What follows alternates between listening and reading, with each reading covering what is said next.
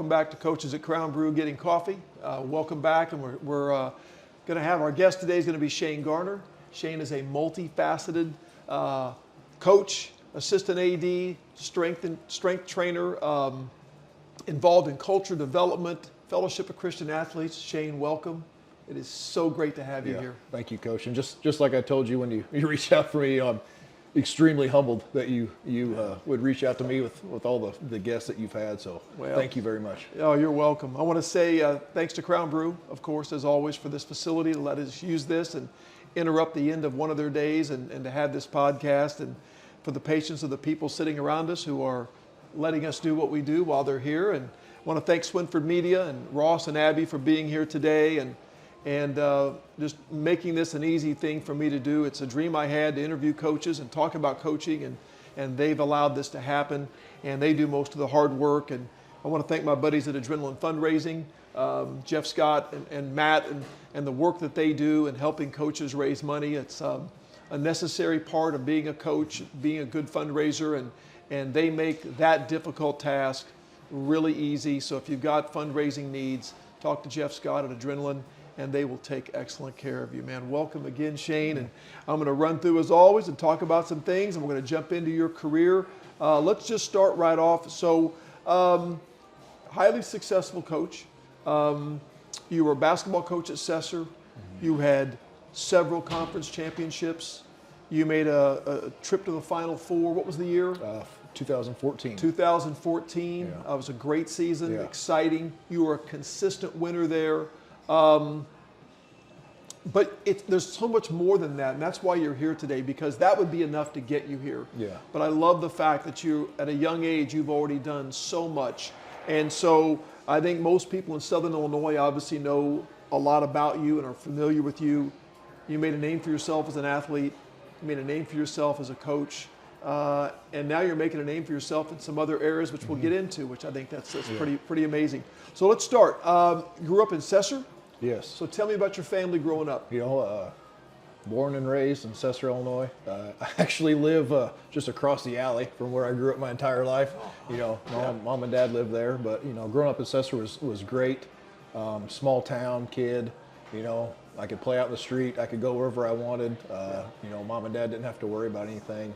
And there was a neat collection of kids. We were neighborhood kids, played a lot of sandlot stuff, and so it was a great childhood, and it was obviously something I would never trade for anything else. And it was just I had a lot of moms and a lot of dads out there who were taking care of me and all that stuff. Isn't that a great memory to have, though? And I feel bad for young people who don't have that childhood experience that you and I had the same experience. And to play sports until dark and run around the neighborhood, not a care in the world. And those are some of the best memories I have growing up, is just playing mostly sports, but other things too. Yeah. Crazy games with the neighborhood kids, and kind of raised by everybody in your community. It's a good feeling. It was always great. Just you'd hop on the bike, and it felt like each family had their own yard that fit whatever field. My yard was the home run derby field, and my other buddies, his was the football field. And so that's great. It was neat to do that, and just those are memories that I hope my kids are able to have. You played the sandlot version of things, but then you got into sports. Was anyone in your family the sports influence for you? My dad. Your dad. My dad was a huge sport influence. He was my first coach, so it was always and he coached me from 5 years old till I was in high school, and got out, and so it was it was one of those things. Dad was always he always pushed me to be better than what I was. He put a desire in me to always want to be better. And I think there's things that my dad was a good man and he did the best he could, but it was always hey, I hope somebody else isn't out working you today.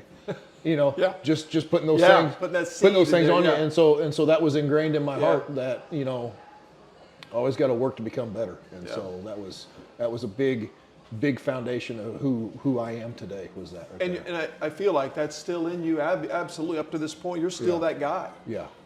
It's really interesting, the influence you have, people early in your life, and you still feel that influence just as strongly today as you did back then. That's great. Were there, so when you go into high school, you were already making a name for yourself. Because I remember when I was at Carterville, knowing your name at a very young age, and that's normally you're worried about. I was worried more about the varsity players, but you were coming and people were talking about you coming. What was your first love?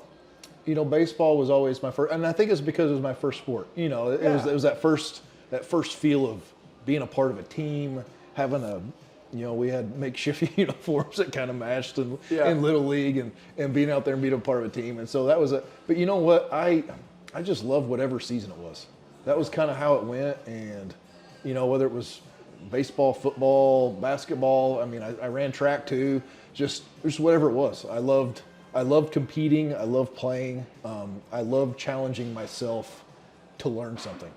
Yeah. And then learning how to become better at it. That's just kind of, you know, one of the things that God put in my heart, and I love it.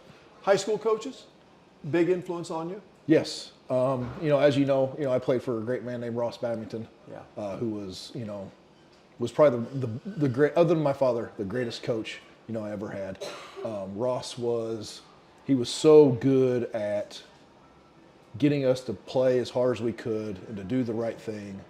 And I don't know if I ever heard the man yell or get upset or say a foul word about anybody or anything. You know, he was just a good man. And now looking back, like, you know, we talk about transformational, you know, and I had one the whole time and I didn't even know it. And so, you know, playing for Ross was special. You know, and he retired, or he left, you know, after my junior year, so I got to play my senior year for John Shadowlands. Yeah.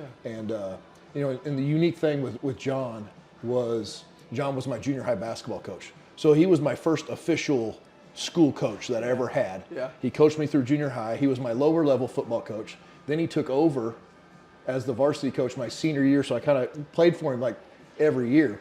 But what was even neat was when I went back to Sesser, I was his assistant on the football field, and then he became my assistant. Oh, that's great. On the basketball. It was kind of a full circle thing, and so I just think it's an incredible thing. John had a huge influence, still does to this day. You know, we still talk, and you know, but those two guys were huge factors in me going on after high school. I learned a lot coaching against men like Mike Rood and Ross Babington, and Ross had my number early on. I think 94. 95, he flat, I think, outcoached me. He was crafty. Yeah. He would dangle shiny things and get me to chase him, and then he would do something else over here. Yeah. And I became wise to his ways, but I learned the hard way. I had learned by losing to him. Yeah. But I had tremendous respect for him as a coach, but even more as a man. He was a good influence for me as a young coach. I was young at Carterville, and to be able to see the way he conducted himself, always with class and always with dignity, yet he was still, I could tell, an intense coach. And I always felt, I love what you said, he was a transformational coach at a time we didn't even know that term existed. They were out there. I played for one at Salem, but he was that guy way back then, and he had a natural knack for that. I think I had to become more intentional about it, but he just had a knack for doing it. Yeah. So I'm glad you paid tribute to him, and John as well. I didn't coach as much against John, but I know that he's gone on to great success. Yeah. And still is. Still is, yeah. And so, you know, he's but it's, you know, you talk about Coach Babington, you know, he was always the guy who you saw him in the hallway and he always had a smile on his face. Yeah. I don't know if I ever saw him, you know. Yeah. And we laugh. I told somebody if there's one thing I could change, I wish I could have that. Like that's one thing I wish was his personality, just because it was so just intoxicating. Yeah. And you wanted to be around him, you wanted to play for him, you wanted to play hard for him, and so we came back and beat them in '96, and then be danged if he didn't beat us in '97, I think, and '98. So if I remember right, but yeah, we just had these great battles, and it's like every time we played, it was close, and I would go home and scratch my head. I remember after the '98 season, I think. Sesser beat us twice in '98, and I spent most of the off season coming up with a way to beat Ross Babington. And again, Joe Paterno once said, if you have a good season, thank the coaches that pushed you to a new level. And I don't know if I did. If I remember right, I may have sent Ross a card later on in my career and thanked him, because I felt like I did something in '99 to beat him that was only out of my respect for what he was doing to me. I did not have a winning record against him. He was whipping me, and he was finding a way to beat me, and of course it motivated me, but in a good way. Yeah. And beating him was so satisfying only because of the respect I had for Yeah. him. So I appreciate you paying tribute to both those men. But basketball in high school, outstanding player. Yeah, and I think basketball probably took over, Yeah. for me in junior high. And I think that's probably what most people knew me as, was Yeah. a basketball player. And and I played for Rick Metcalf, who was he had a great basketball mind, and Rick did a lot of things to help me be a better player and put me in positions to do things. And so, it kind of took off, and was able to go to college, and it helped pay for my schooling, but I still had that love for baseball, too. And so I didn't take baseball seriously when I was in high school. It was just something I did. Yeah. It was fun. And it was kind of funny because we were a co-op school, so I didn't get to play for my own school. Yeah. So we would go to Waltonville. I forgot about that. Right. And play there. Right. And I loved my time at Waltonville. I love playing for those guys. But it is different when it's your school colors and it's somebody else's school colors. And so that drive just wasn't there. It was just, we would go, we would compete, we'd have fun. It was just kids playing ball. Yeah. But then college came, and I had an opportunity to jump into that, and that's when the shift started happening. Yeah. Was in junior college, from basketball being my focus to baseball being my focus. Sesser, small town, and I know they've done some co-op things and done them very, very well, but what a great sports town. Yeah. And still is. Yeah. Like still doing things at a high level. And I was talking to Shanna Green, the softball coach at Goreville, about another town. It's a small town, but they're winning at every level. They're winning in every sport. And what a great tribute to that community that has made being good in sports important, because I think they see beyond just winning on the field, but they're creating something special for their community. And it's a cool identity. I think I spoke a few weeks ago, fair or unfair, the identity of a town often lies with the identity of the school and their sports programs. Yes. It's true. Yeah. And I think Sesser is a great beneficiary of how well their sports programs are doing. I think it says a lot about your school, your town, the families that are there. So it's an awesome place to grow up. And I think, and you experience this too at Carterville, but when you always appreciate things when you go, but whenever you make a postseason run, and you just see these people just keep coming, and keep showing up, and keep supporting, and you realize what a game, what joy it brings, a community. That's right. And togetherness, because if there's one thing in this world, people are split all kinds of different ways, but to bring that community together, and to bring that unity and that shared belief and that alignment to go, and even if it is just a silly game, to go and do something like that, and to be on the same side, and to have each other's back. It's something that I don't think a lot of things, you can't experience that in many areas except for that. And that was some of the special moments that I had, I think it may be one of the most special things about sports. People get caught up in the winning and the losing and the coaches firing and who are signing, but what it does to unify so many diverse people from different walks of life, who then at a given moment in a season or at a time are unified by this sport or by this team or both. And it's a cool thing to experience. And as you said, you see it during the season, but you see it in the postseason. Yeah. We have those special seasons. It really comes out in the town, and so it's a good feeling. So, high school, phenomenal athlete, and I say this. We talk about 3-sport athletes in almost every one of these podcasts, how rare that is, and yet you were a 4-sport athlete. Yeah. What did you do in track? I was a hurdler. Yeah. I ran the 300s was my race. Brutal race. Yeah. And I was a jumper. I high jumped and low jumped and all that. And so, and Ross, was my track coach. And so it was one of those things where I was gone for baseball a lot. So Ross would come yank me out of PE. We'd go run a couple flights and and do stuff like that. Yeah. But I just loved to compete and do stuff. And so it was just one of those things. And I went to a small school where I was able and had the opportunities to do that. How many high school letters did you win? 16. Wow. I was a varsity letter in 4 sports all 4 years. Is that a record? I don't know. I don't know if it can be broken because I don't know if I have any more sports to play. But you know, but yeah, but it was congratulations. Yeah. I mean, again, another reason to have you on the show. Yeah. 16. Yeah. That's incredible. Wow, that's great. So high school's over, and off you go to college, and you have offers, I assume. Yeah. And you went to.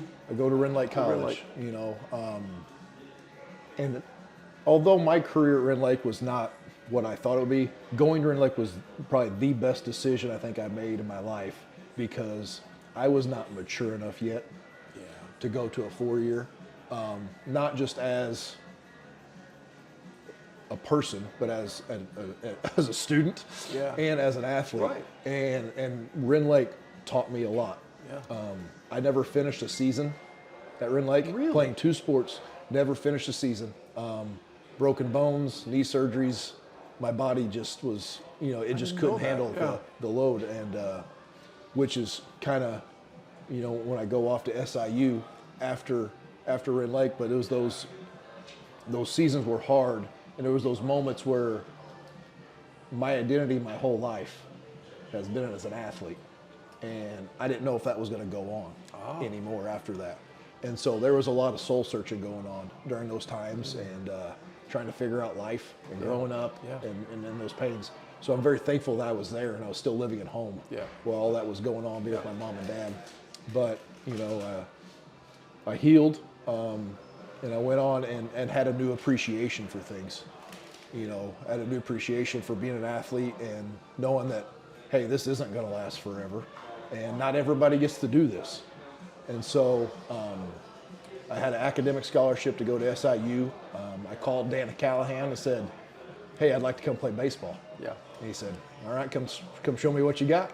And so I showed up and went through a workout with them, and you know they gave me a spot on the team. Wow, that's cool. cool. And then the next year they gave me a scholarship. And so, you know, you hear all these things today, these kids doing all these things, and mine was as simple as calling the guy and going for a 30-minute workout. Let's just cut to the chase. Let's go straight to the top and say, hey, I'm going to try out. You know, and then being at SIU is really where my life took off in the direction that it needed to go. I think that's interesting, though, because post-high school, the only offers I had were small schools not close to home, and I was in love, so I wasn't going anywhere too far away. And I didn't want to go to Sterling, Kansas and play football in the middle of nowhere. But I worried about the identity factor because sports was how I was identified as an athlete, and I worried about that. So maybe that's why I gravitated to coaching. I don't know. Something happened where I felt I still was drawn to it, but I'm glad you shared that. So college baseball. Yeah. You're at SIU. Tell me about that experience. The greatest experience in sports I've ever had. And it wasn't, I mean, don't get me wrong. I didn't have a lot of appearances. I didn't play a lot. I wasn't the guy that was coming out of the bullpen but learning how to do things professionally and learning how to do things with the discipline that I was coached at the Division I level by phenomenal coaches who all played professional baseball, and that is what really set the table for me in my next move in my life in coaching. Seeing how things were done in practice, how things were broken down into just the minute details and how everything mattered, you know, and it was something that I've never experienced. And I talked about my time at Rend Lake, being with injuries and all that. Then I go to SIU and I meet Meade Smith, who's back now. You know, Meade was just an assistant then, but he's the head guy now. And I start training for the first time. And I notice things in my body just changing and my abilities just changing. Like, and after my first year at Southern, I was not who I was before. I mean, physically I was different, mentally I was different. And so going there and having that experience, the 360 experience of the physical training, the mental training, but also meeting a guy named Roger Light while I was there. And then training the spiritual side along with it, and being able to connect all those things was completely transformational in my life as an athlete at that moment. But it was those times that has helped me now be able to do the things that I'm doing as a coach, I don't think it ever would have happened, because I was not the same person when I came out of there, because of Dan Callahan and Roger Lipe and Meade Smith and those guys who poured into me and taught me how to do things. And then, we talk about college experiences. My college baseball career was not great. You're not going to find me anywhere. Yeah. But if I did not have that opportunity of being coached and taught by those guys, I would not be the coach who I am today. I love the idea that we are such byproducts of our experiences, both good and bad. And Rend Lake, you learn something. SIU, the dots get connected, and all of a sudden, this coach and Roger Lipe are pouring into you and Meade, and you cannot write out how this is going to happen. Yeah. This is a lot of things, and you make a phone call, and this is a crazy mosaic of stuff that finally came together like a puzzle, and the pieces go together, and Yeah. it creates this outstanding coach who's into fitness and strength training, but you're the byproduct of so many different things. Yes. It's so cool. What a great story. And I think it's, when you hear and you get compliments and stuff like that, I am only as good as the people who have poured into me, Yeah.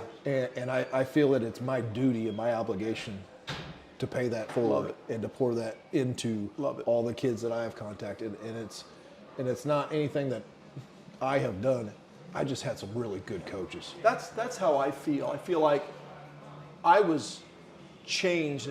A great family like yours, but it takes someone, I think, sometimes outside of that to believe in you, to add into what your parents have done. And I had coaches do that, and then I felt I couldn't wait to do for someone else what coaches did for my life.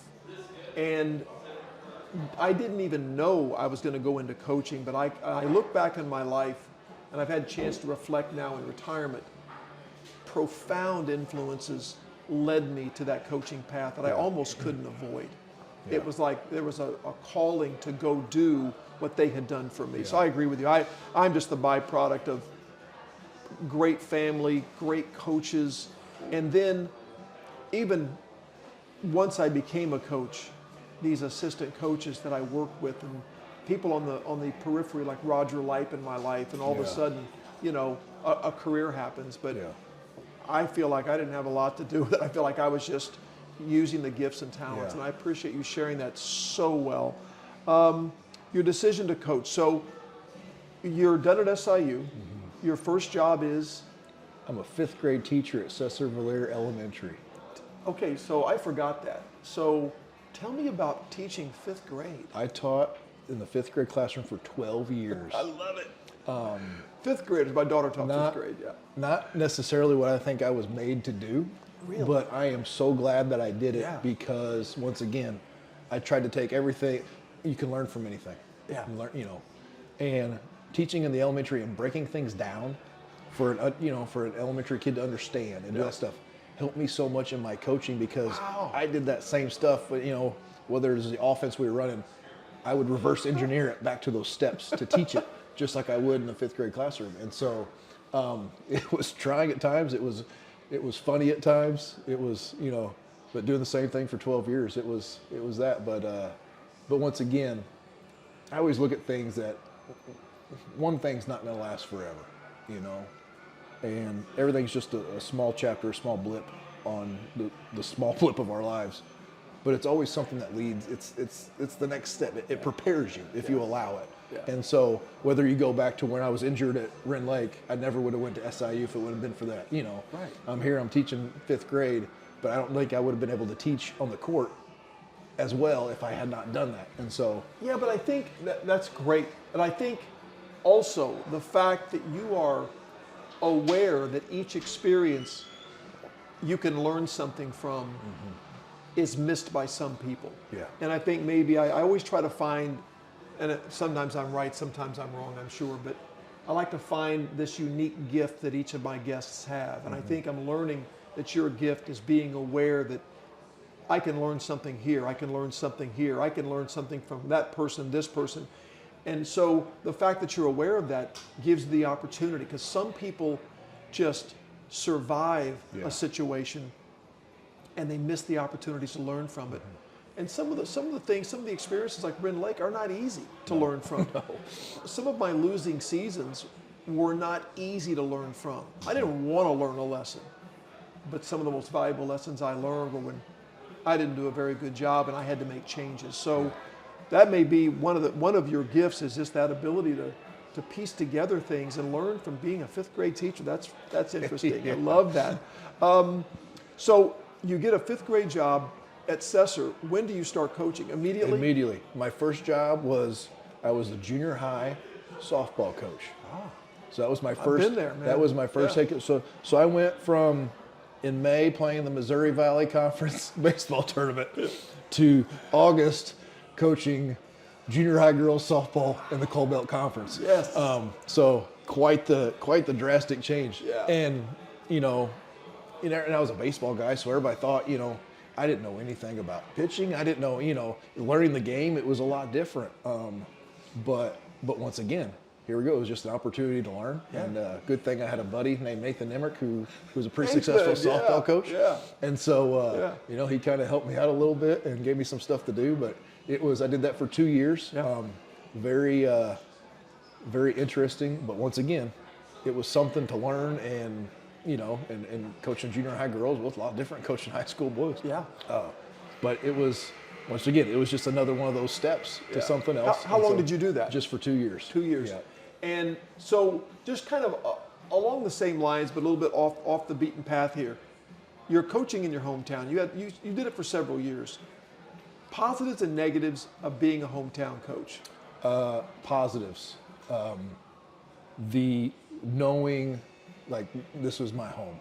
Yeah. There was a different feel to it. It meant, it also, I think, allowed me to be able to be a little bit more honest with my students and my athletes, because, hey, I walked the same hallway you are. Right. I sat in the same seat you did.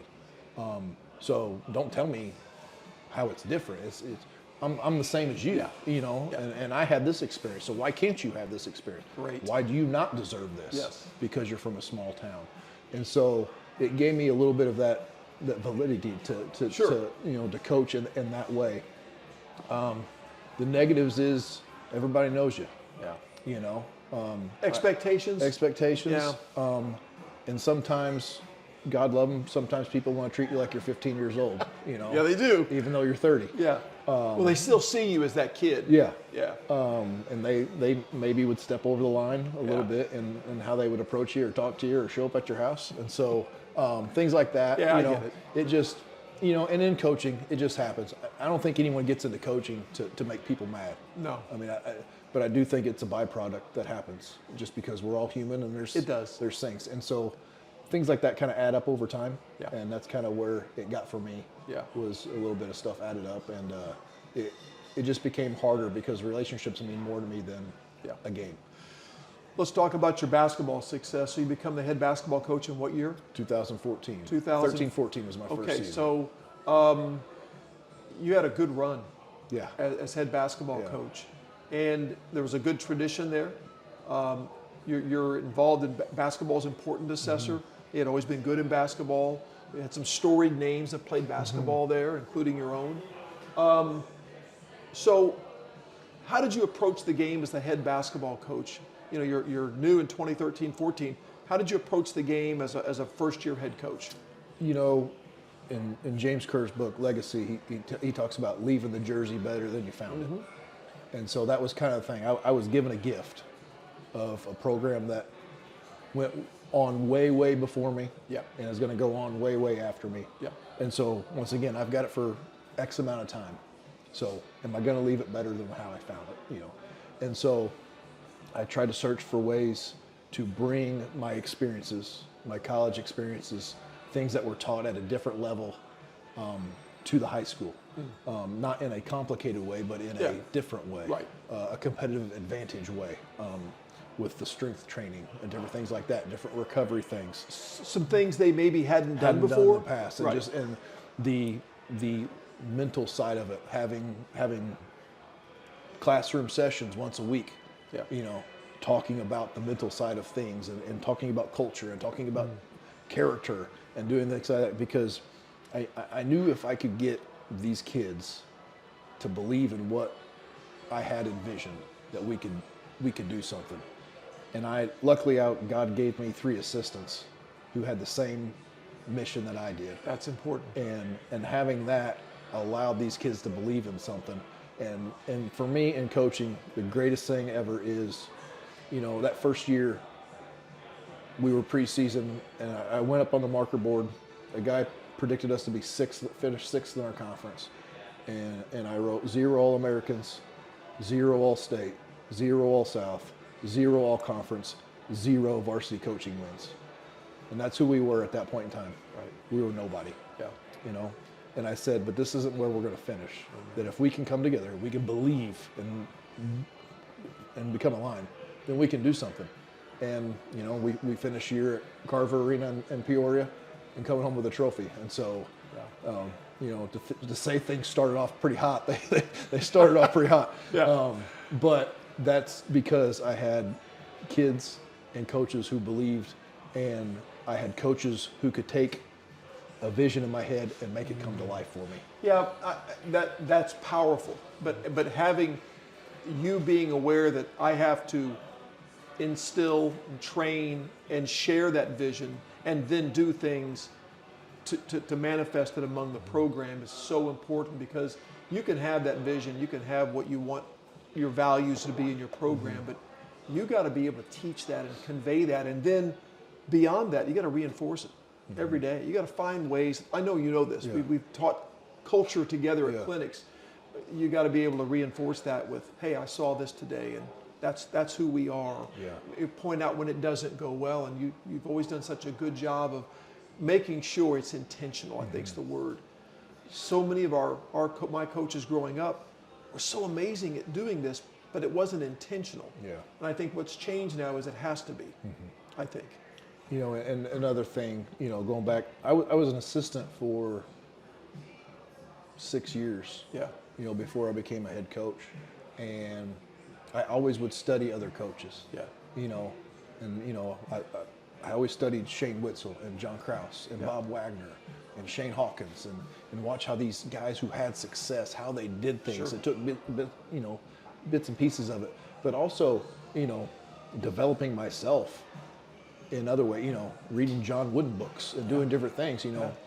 I didn't feel like I had a mentor walking with me at that point in time, but so I opened up some books, and guess what? John Wooden became my mentor because I had some books. Right. And so having those things really helped in preparing me, because I already knew what I wanted. Yeah.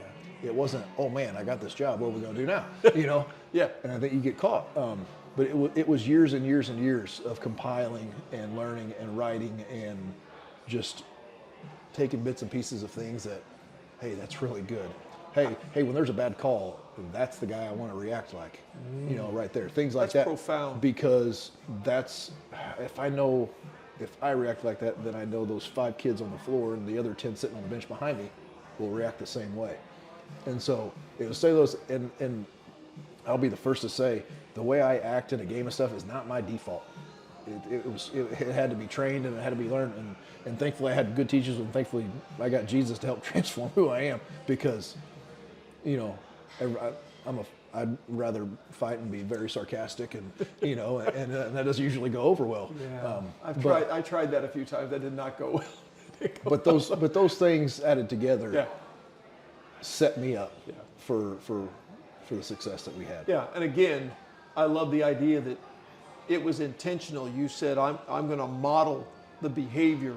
I'm going to model the methods. I'm going to model. That's huge. There's a shortcut to success that if you do your research, you listen to your podcast, you read the book, you watch the video, you follow the documentary, there's just so much out there to shortcut your way to getting the program you want, rather than the trial and error method, which, I took over at 25 a program, and I knew exactly what I wanted it to look like, but I wasn't very good yet at being intentional about getting it done. I learned that much later, but so well done by you. And I think, you talked about the culture movement. I want to talk about that, but you made a decision to leave at some point. And I've left places that I was successful at and happy at and a lot of times it was misunderstood, and feelings were hurt. I'm sure you've experienced that, Yeah. but it wasn't my hometown either. Yeah. That had to have an added difficulty to the decision. It did. One of the things that I have always prayed about and prayed for is for God to expand who I am Yeah. and expand my influence in whatever way He wants that to be done. And in my heart, I fully believe that my time at SV, that I gave everything I had. Yeah. I gave them everything I had. I attempted everything. I tried everything. I sacrificed my family. I gave it all. And I think I got to the point to where this chapter is about to close because I'm getting ready to be expanded. I'm getting ready to move on. And I wouldn't say it was necessarily something I was looking for, but it was something I was praying for. And by praying through that, then God started putting stuff kind of in my way and some thoughts and different things. And there were some things that I wanted to do still in my career that I knew if I'd stayed there, I wouldn't have been able to. Yeah. And I was also at the point in my career to where I'm either going to make a decision or I'm going to be here for Yeah. the rest of it. Yeah. And so as those prayers came on, this opportunity came, and everything that was laid out in front of me was exactly who I am and what I wanted to do. So you got affirmation. And every single person who I told what I was doing, it was like, man, this job's perfect for you. Like, and so it was one of those things where, you know, leaving your home is difficult. But following the calling and what you're supposed to do in your life is far greater, because there's a great example of Jesus in his hometown having to pick up and go because things right. weren't going. That's right. And so, and not saying that that was my experience. No, I know. But I got you. it was okay. I was prayerful about every move I made. So I never regretted the move. I regretted that people didn't understand. And of course, I learned that it doesn't matter what you say. Sometimes they're not going to understand. And especially if they're not people who understand faith, maybe the way you do, the way you see it, would understand. I think that's crazy talk. But I felt led with each move I made. Even some I tried to not do. Yeah. And the door just kept getting pushed back open. So, because I was resistant to leave a couple of times, and then I realized this is something you're supposed to do. Yeah. So I appreciate you sharing that faith part, because it is a big deal, and you do see this is a move you need to make, maybe for the betterment of yourself or your family or whatever. And the good news is you left Sesser and better than you left it. Just like the book talks about, legacy book. And now it can just be your hometown again. Yeah. Which is kind of cool. Yeah. You know, I get to raise my kids. My kids get to ride their bikes down the same street I do. Yeah. You know, Yeah. I get to be at my kids' games. Yeah. I'm still busy in my current job now, but I'm there to coach Little League. I'm there to be dad. So the trade-off is obviously worth it. Are there times where you've missed the court, or has that been an easier thing than you thought? It's been easier than I thought. It's kind of funny that kind of as an athlete, I hated practice and I loved the games. Yeah. And as a coach, I became the opposite. I loved practice and I hated the games. I agree. I've said that before, and people look at me like I'm crazy. Yeah. I love the preparing. Me too. I love the, like in basketball, I love the geometry of the game and just the pieces. It's like a chess game, just, you know, and I love being able to you want to throw this? Okay, well, here's how we're going to react to that. And I love preparing for that. And I love seeing it work. Yeah. You know, when you're out there and it's like, you know, it's poetry to me. Yeah. That part I miss. I miss that stuff. Yeah. The sleepless nights, the sick before a game, all that stuff I don't miss. But, you know, I think one of the biggest things that people thought about me, and they like, I can't believe you're not coaching anymore. I can't believe you're not coaching anymore. I coach every day. Yeah. Basketball was just the tool. Yeah. And people from the outside see that tool as the thing. Well, it wasn't the thing for me. It was just the tool. Yeah. I went from coaching a team of 18 to 24 kids, boys, Yeah. to now I coach 157 young men and young women every day. Gotcha. And that's the expansion Yeah. that God was Right. taking me. And so I get to coach and I get to make relationships and I get to do that. I don't need a sideline or a spotlight or a postseason for me to feel fulfilled in my life. I just need that one-on-one time, those connections, those conversations. That's what fulfills me. Yeah. And so leaving the court was not difficult because I'm still coaching. Sure. Now, if I would have left and done some, Right. it'd probably be a different story. Yeah. But it's the relationships and that stuff that I love, and that's what I get to do every day. That's great. And I think that's the thing when I didn't miss it as much as I thought I would. But I'm like you. I grew where the games were. A loss was devastating. I think I said this to Gary Carter. The losses were devastating and the wins were just a relief. Yeah. But the preparation was my favorite part. Yes. I love the scouting. I love the game planning, the play. I like the play calling aspect, the chess match format, but the games were agonizing to me. Couldn't wait for them to be over. And when they were over, the preparation began for the next game almost immediately in my brain. So there was little time to enjoy a victory. So, Yes. you get to the point where you're like, it's madness. Yeah. But no complaints. I mean, it's just it's what I wanted to do. But I had just kind of had enough of that side of it. But I'm getting enough other things I'm doing to help fill that void, and working with coaches and working with some kids and doing this. Yeah. Thursdays at 4:00 has become my new game day. So, but I appreciate that's the next part of that goes right into what you were saying. So you're now training athletes at Benton High School, boys and girls both. This fitness thing comes along in your life at some point, and you and I talked before we got on air that we were both at a Tough Mudder race in Nashville, Tennessee. Not together, but we happened to see each other there. And I was running a Tough Mudder race, and you were. And I told you I felt like after that you started going to another level. You did some rucks. Yeah. You did many Spartan races. Yes. Spartan races. You've done, what did we say? You've done a half marathon. You're getting ready to do a half Ironman. Half Ironman. You're training for that. I would assume for you, training for it is as much, you enjoy that as much as the actual race itself. Kind of like in coaching, the preparation was as rewarding as the event. Yeah. So after being an athlete, that desire to still compete and see what I got was out there. And we do some obstacle course races. I did a thing with Go Ruck to where I did a 24-hour event, and then a couple hours later I did a 12-hour event, and then I did a couple hours later. So I did all these events in less than 48 hours. Oh wow! And everybody's like, why do you do that? And here's the real. Or a lot of people are like, well, what are you trying to prove? I'm not trying to prove anything. Yeah. But I have found in my life that I'm so full of shame that when I do these physical things, it completely depletes me and beats me down. And I get to find out who I really am. Yeah. There's nowhere to hide.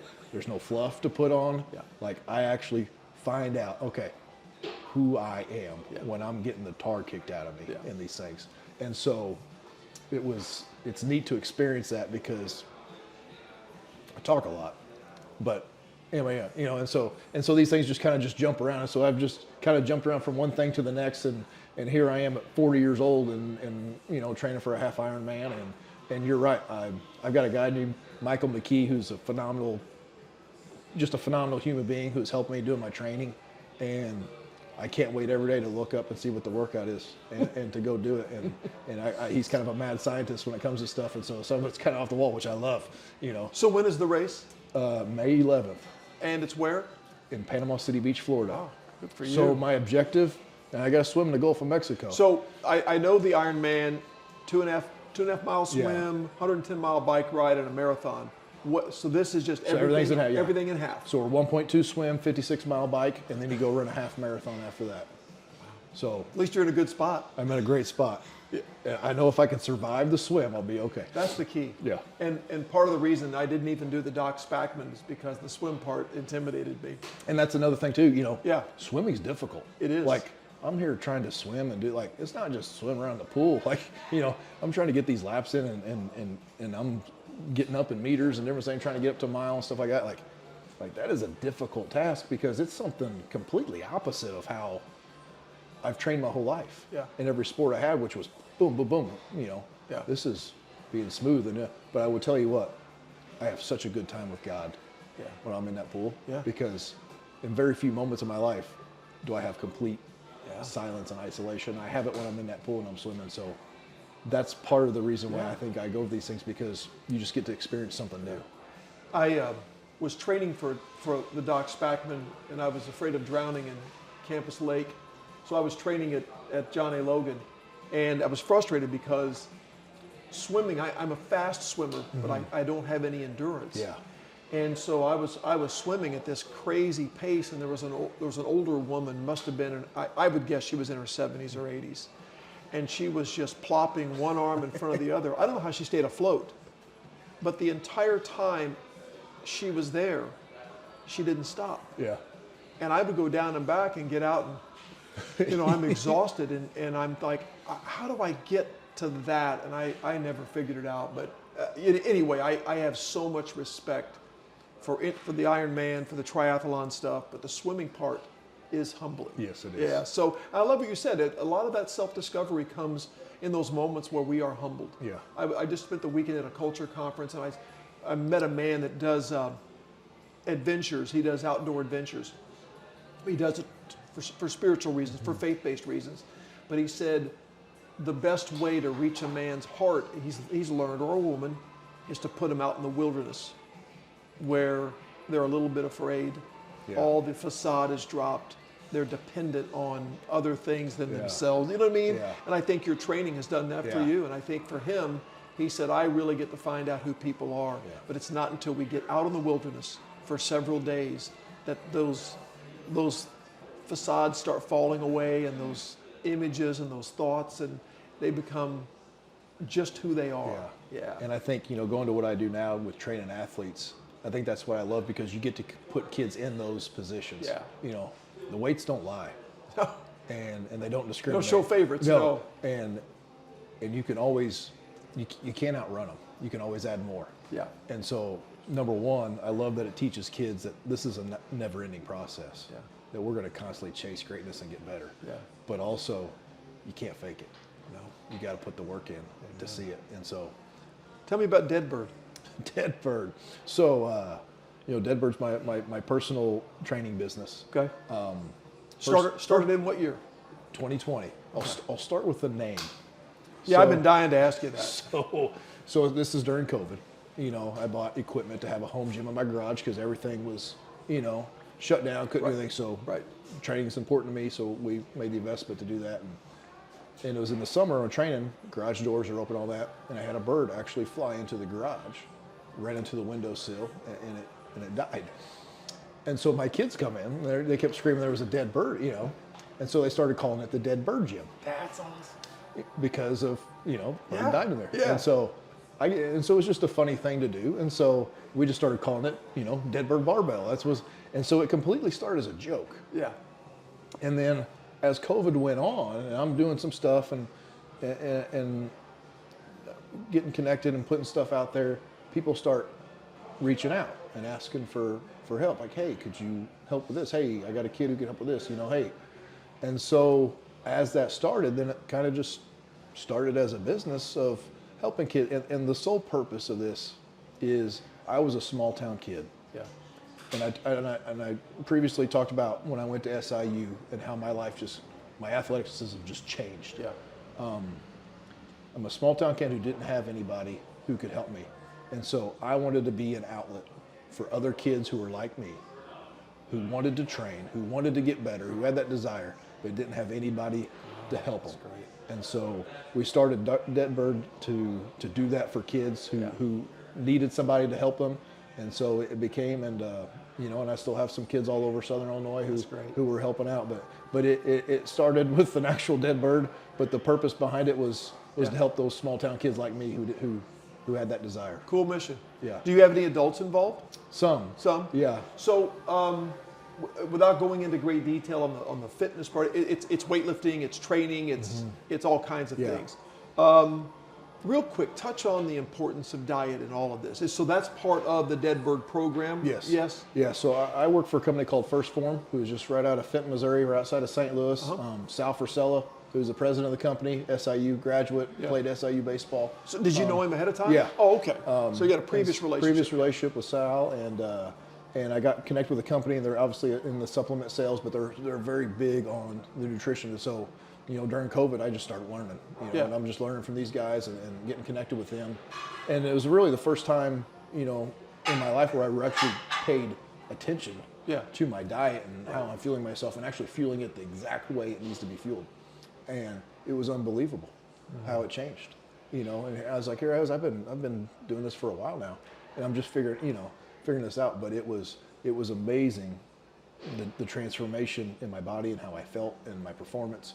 And so that's just another layer now of things that we can do with kids and to help kids with and to teach them about that. And to me, it was the missing element. Like, we did the lifting, we did the speed training, we did the plyometrics, but the one thing we couldn't control was the diet. Yeah. And I would go into the cafeteria and find kids that were either in season or even out of season training. They weren't eating lunch, or they were eating a bad lunch. Yep. They were eating Pop-Tarts and Mountain Dew, and that's hard because you can't be there for that element of it. And I think the thing I think about when I think about you, when you learned how to do the diet to maximize the training, you had to have said to yourself, man, I wasted a lot of good years. I wasted a lot of good years, right? Yeah. I should have been doing this a long time ago. I think I literally told my wife, I said, can you imagine what I would have been at 22 if I would have known how, if I'd have made it instead of eating chicken wings all the time? Yeah. But that's just another layer. Like, I have students all the time who come in, little guys trying to gain weight. All right, well, go write down what you eat for me all weekend and bring it back to me. Well, right now you're eating enough to sustain about an 80-pound kid. So you're not going to gain any weight. No. Right? And it's like, oh, I didn't know. And so, once again, there's just more education. And something we have great going at Benton right now is, we got 7 strength and conditioning classes, and kids are getting trained, they're getting educated. And, we've got another PE teacher who's into health. And so we're going to start doing some combo stuff where she's working on different meal plans with kids and teaching them how to eat and teaching them how to prepare. We have a great, consumer economics, and doing stuff. And so it's really good because, once again, we're just trying to put kids in the best position to help themselves. But also, you know what? This is going to help them way down the road compared, just what they're going to do in high school. You're having an impact. Yeah. And I hear it from coaches who say the Benton kids look different since you've begun your time there. I mean that. And I was speaking somewhere this morning, and I saw an old boss from Benton, and we had a conversation, and he commented on the job that you're doing and how he can see the difference when he sees the Benton athletes. So it's happening, and people are talking about it, and people notice. I wanted you to know that. Thank you for that, because because of what I do, there's no instant results. No, and so it's good to hear that. And when you see them every day, you don't see it like someone who sees them once every 3 months or every season. Yeah. Old saying, you can't out-train a bad diet. Absolutely. True? 100%. Okay. We're going to have to talk about my diet at some point. It's not bad, but I'm missing something. Okay. So let's talk about, just real quick, so you're training athletes, you're the assistant AD. Yeah. That's kind of a new experience. You're working with Ryan Miller. Been a challenge a little bit, or something to see it from that side a little bit different? It has been different. Yeah. It's, and I mean different in a good way. I've enjoyed, where that position. Yeah. Because once again, it puts me in a position to help. Yeah. And that's just, the whole purpose is just to help people. Yeah. When I first got there, I met with the head coach. I said, I just wanted to be a person who could fill the gap for them. Yeah. My job now, so football coach isn't waiting after school all day long to lift weights and do stuff.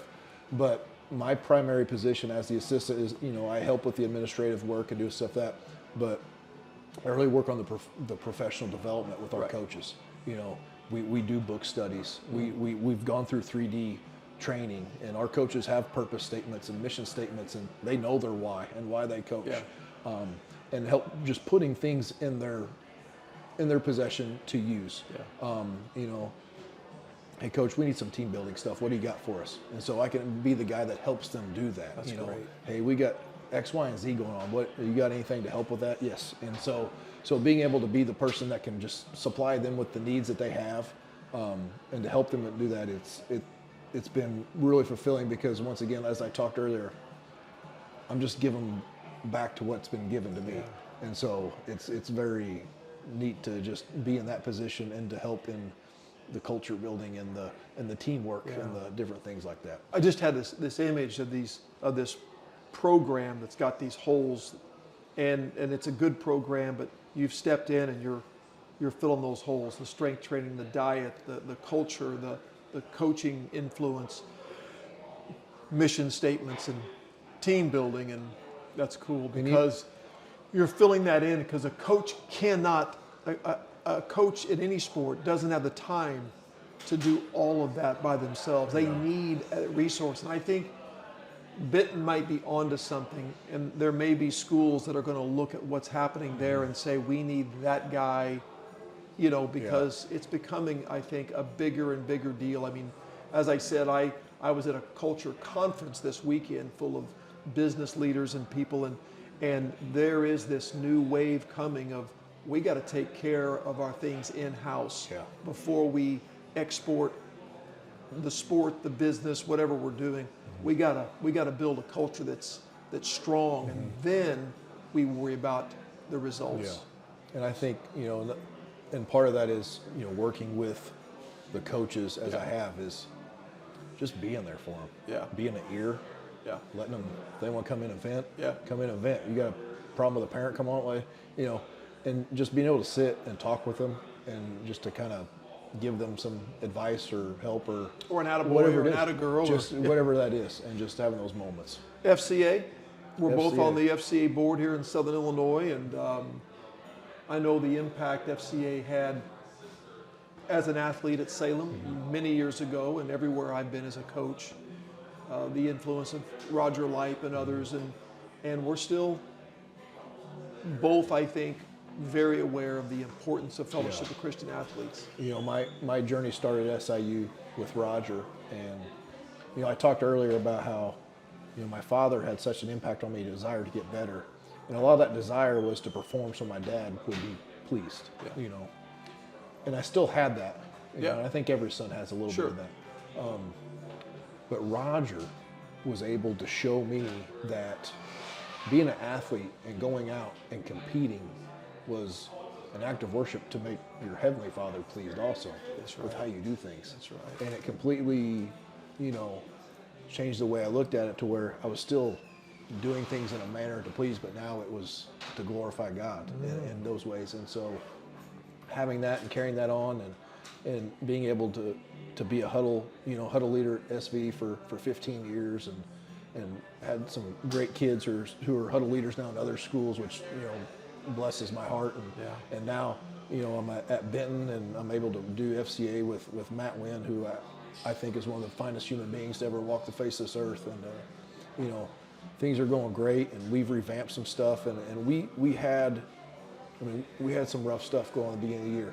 We lost 3 students. That's right. Lost 3 students in a car wreck on a Saturday, and that first day of school we had our first FCA meeting, and we had 150 some odd kids show up, and we were able to be there and to minister to those kids.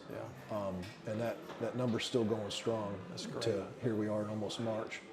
And it's not that we're trying, and the number doesn't matter, but it's being there for those kids and being available to them. Sure. And teaching them that, there is a greater reward out here.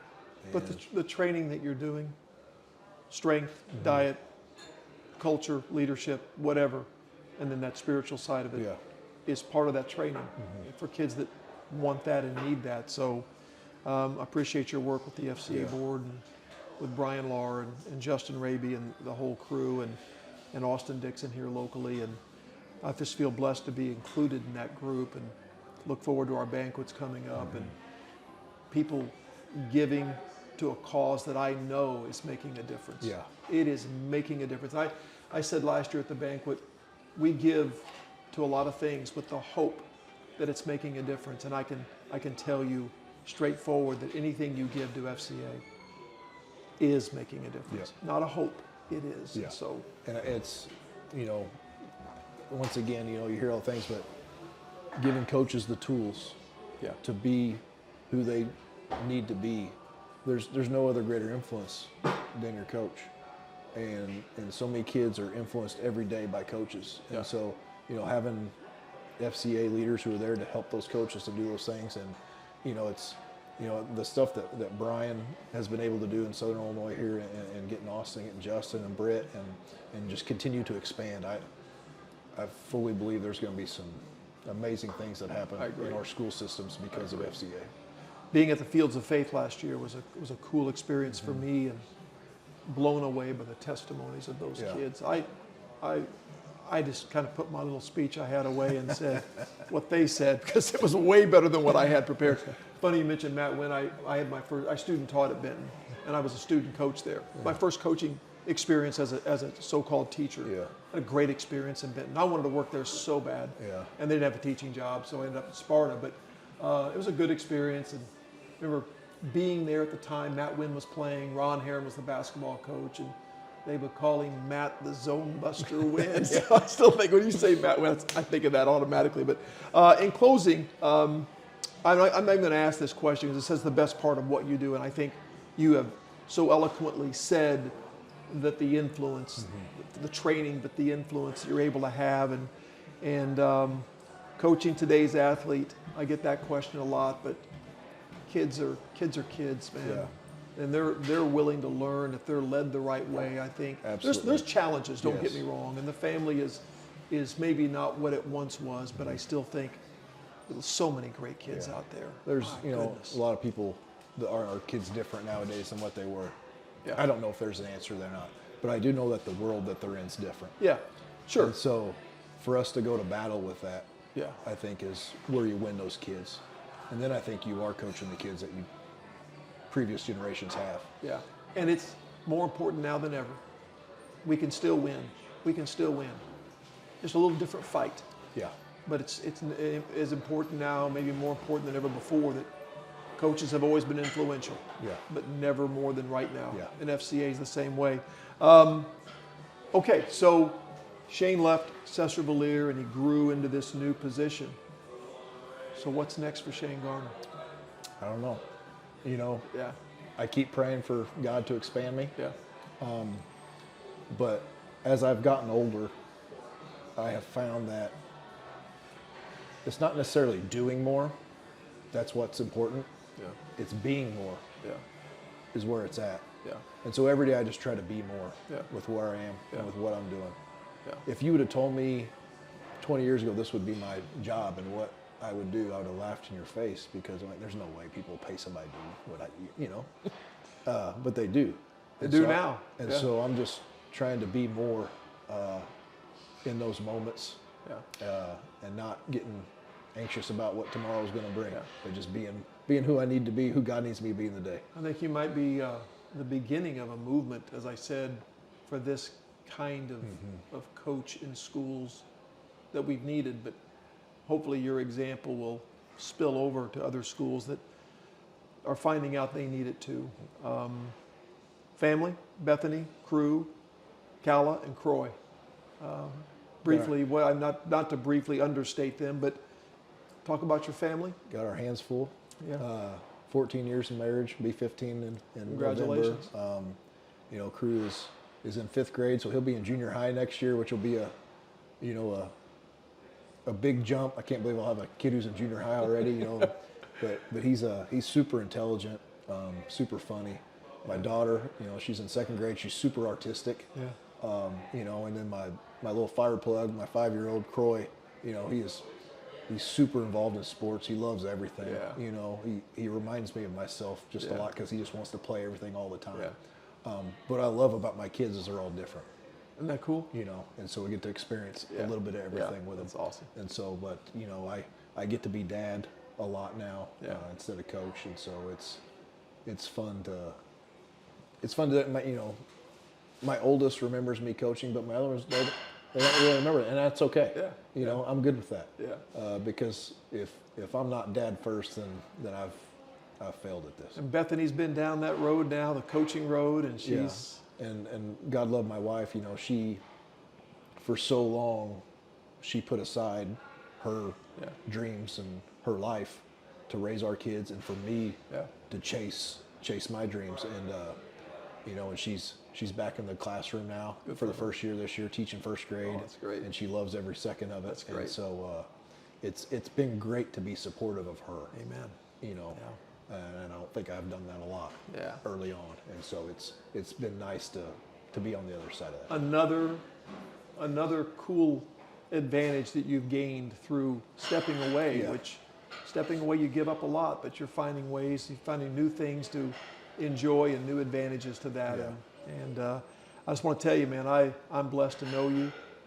Same. I was blessed to coach against you. I was, our relationship has grown through FCA and through the culture concepts we've shared, and just tremendous respect for you as a coach, as a man, as a father, as a husband, as a leader. And Southern Illinois continues to be blessed by everything you're doing, man, at the highest level. Love your drive. I love your example. You dropped so many nuggets of wisdom here today. It's amazing. You're 40 years old? 40. Wow. I mean, that's pretty special. I wish I had your wisdom when I was 40. But I love the fact that you're willing to be on here, willing to share. What an amazing story, and you told it so well, Shane. I appreciate you, man. You know, I always tell I played for the football for the guy who I wanted to play for, but if I had any other choice, it'd have been you. I appreciate and that. So, I would have loved to have had you. So it was, always I've had tremendous respect for you, and I've learned a ton. So. Yeah, well, I feel blessed to be here today with you, and I want to thank Ross and Abby again today for being here and helping us do this, Swinford Media, for allowing this to happen, because I think there's a lot of great things being said by these coaches and telling great stories and sharing their heart, and the impact they're having is immeasurable, and Shane is a perfect example of that. Thank Crown Brew again, my buddies at Adrenaline, for your fundraising needs, and to thank all of you for your loyalty and your support and your encouragement. And Lord willing, we'll keep doing this, and we'll see you next week. Thank you very much.